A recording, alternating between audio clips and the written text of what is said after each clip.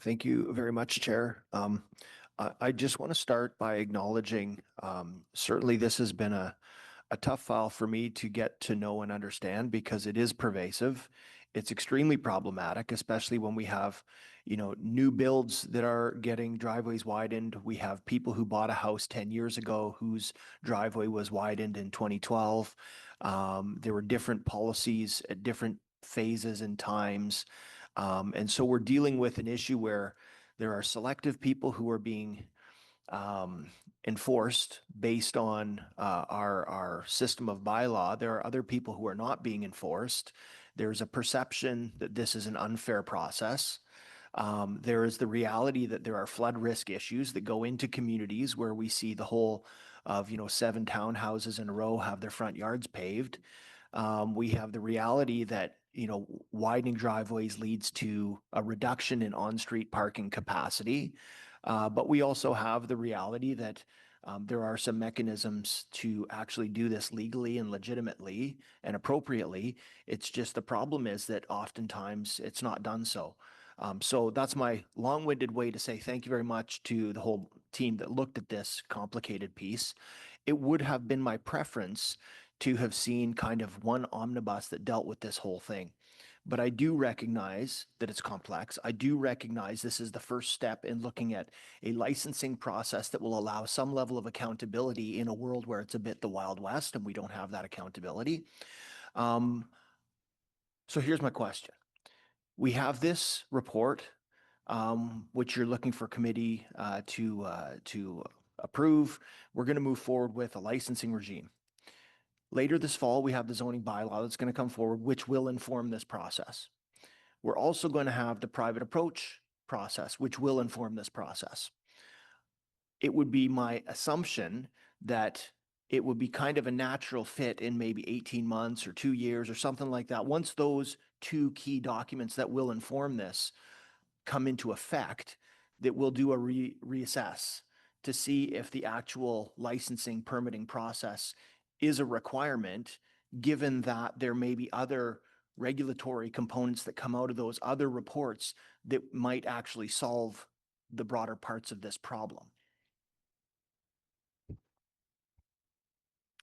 Mr. Chair, yes, absolutely. Staff can monitor the level of service requests, complaints, the nature of the service requests, and the enforcement actions that will be taken post-adoption of this licensing regime, particularly when the new rules for zoning and private approach come in. Again, the education guide will be up to date with those new rules, so we'll be able to assess the efficacy of licensing plus education going forward. Can you speak to how you're communicating to individuals that have enforcement-related deadlines that are coming up in the next few months in terms of obligations to remediate or reverse widenings or face charges? What is our status right now, given that we have a number of policy considerations before us? Mr. Chair, thank you, Councillor, for the question. Understanding that, everybody's aware of some regulatory changes that could be coming in different, from the zoning bylaw to the right-of-way bylaw, private approach bylaw, this new licensing regime. It's something that we're working on with our staff right now to ensure that, our officers on the front lines are, aware of these regulation changes that are being considered, although not in a bylaw yet. So when we're investigating these complaints of driveway widenings or excessive hardscaping in the front yards, we are considering what we know to be the recommendations that are likely to be coming forward in the very near future. So we're trying to educate the homeowner, contractors, when we get an opportunity to speak to them. And we are using discretion when we're doing enforcement. So I think what you're going to see in for the next little while is that we may be deferring some of these enforcement matters to the spring of 2026, just to see what the regulations are and when they're put in place, and then reassess to see whether there's compliance or not at that point. So, we don't want to be in situations where we're being heavy-handed or, enforcing bylaws that exist now that we know are going to change.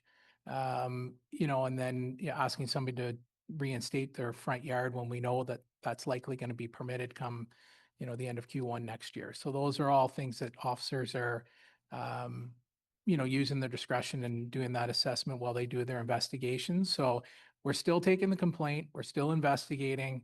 And again, I'd like to take the opportunity to say that, we've had discussions about, whether enforcement or this licensing regime is actually necessary, keeping in mind that, it's speaking from experience. I mean, we set up these programs without enforcement to support these programs. They're set up to fail. We need enforcement. I know it's not always popular, but we have to ensure that there's a fair playing field for all contractors and all residents across the board.